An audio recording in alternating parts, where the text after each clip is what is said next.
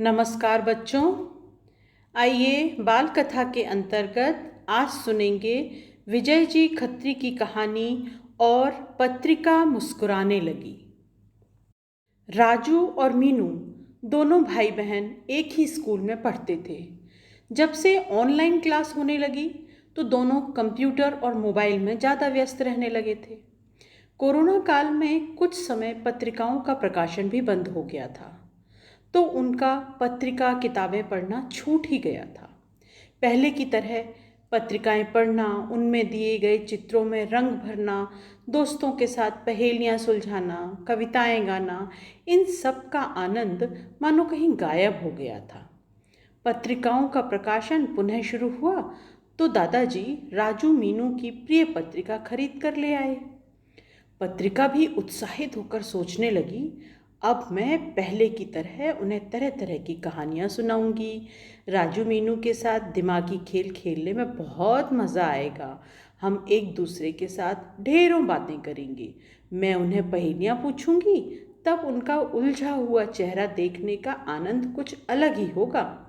अगर उन्हें सही उत्तर मालूम नहीं हुआ तो मैं हंसते हंसते उन्हें सही उत्तर बताऊंगी। पत्रिका ने खुशी से अपने पन्ने फड़फड़ाए और विचारों में खो गई। जब बच्चे दो चित्रों में अंतर ढूंढेंगे तो उनकी दिमागी कसरत होगी, उनकी नज़र भी तेज बनेगी। इसके अलावा चित्र में रास्ता ढूंढने में और अपूर्ण चित्र पूरा करने में उन्हें बहुत मज़ा आता है।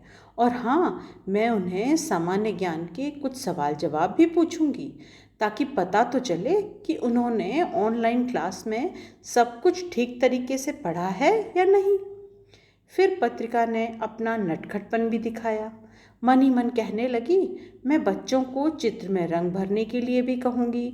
ज़रा देखूँ तो कहीं बच्चे चित्र में अच्छे से रंग भरना तो नहीं भूल गए।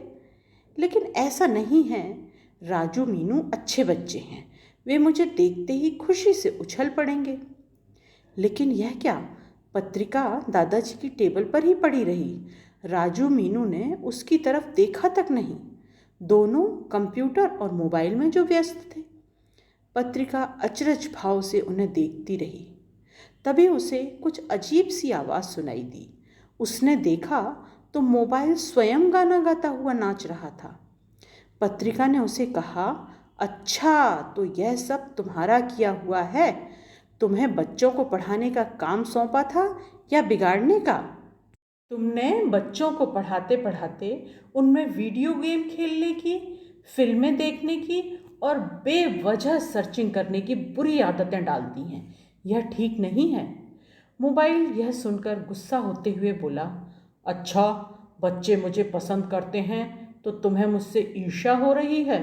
मैं बच्चों को वीडियो गेम्स खिलाता हूँ, उन्हें कार्टून व मूवी दिखाता हूँ, उनका मनोरंजन करता हूँ, तो तुम्हें बुरा क्यों लग रहा है? पत्रिका ने नम्रता से कहा, मोबाइल भैया, नन्हे बच्चों के लिए मोबाइल का अधिक और बेवजह इस्तेमाल करना ठीक नहीं है। मोबाइल के अधिक उपयोग से उन्हें कई समस्याएं हो सकती हैं। तुमने देखा, बच्चे पढ़ने के अलावा भी अधिकतर समय तुम्हारे साथ ही बिताने लगे हैं, आपस में खेलना भी भूल गए हैं। इससे कई बच्चों की आंखें कमज़ोर हो गई हैं।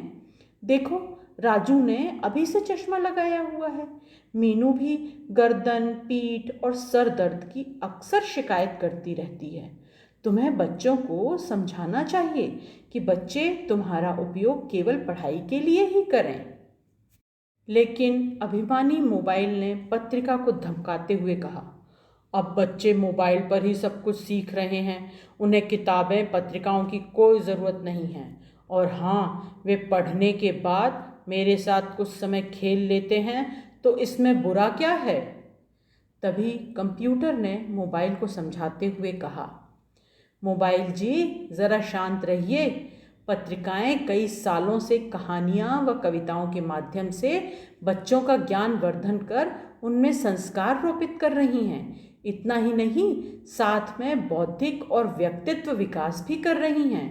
पत्रिकाएं बच्चों में मैत्री भावना बनाए रखती हैं, लेकिन तुम बच्चों को उनके मित्रों से अलग कर रहे हो, बच्चों में तरह तरह की समस्याएं पैदा कर रहे हो।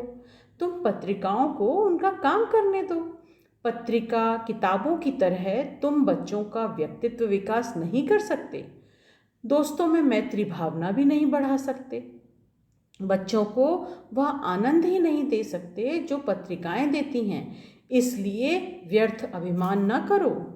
अपनी गलती समझ में आते ही मोबाइल ने पत्रिका से माफ़ी मांगी और कहा, पत्रिका दीदी, कुछ समय बच्चों के साथ रहकर मुझे अभिमान हो गया था कि अब मैं तुम्हारा स्थान ले लूँगा, मगर ऐसा नहीं है।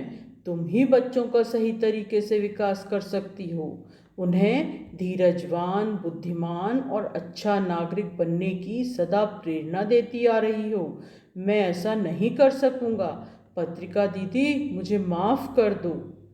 पत्रिका ने कंप्यूटर को धन्यवाद कहा और मोबाइल को माफ़ कर दिया। फिर मोबाइल ने राजू मीनू को वीडियो के जरिए किताबों और पत्रिकाओं का महत्व समझाया। साथ में मोबाइल की पढ़ाई में विवेकपूर्ण उपयोग करने की भी जानकारी दी। राजू मीनू को भी अपनी गलती समझ में आ गई। अब उन्होंने पढ़ाई के बाद मोबाइल से दूर रहने का निश्चय किया। फिर क्या, दादाजी के द्वारा लाई गई पत्रिका को लेकर वे खुशी खुशी पढ़ने लग गए। खोया हुआ आनंद फिर से लौट आया और पत्रिका, देखो तो बच्चों से के साथ कितना मुस्कुरा रही है। तो बच्चों, मज़ा आया कहानी में? कैसी लगी ये कहानी? मुझे ज़रूर बताइएगा। और हाँ, हमेशा ध्यान रखिएगा कि मोबाइल से हमेशा दूरी बनाकर रखना चाहिए। केवल पढ़ाई के लिए ही मोबाइल का उपयोग करें, खेलने के लिए नहीं। अगली कहानी के साथ फिर मिलेंगे।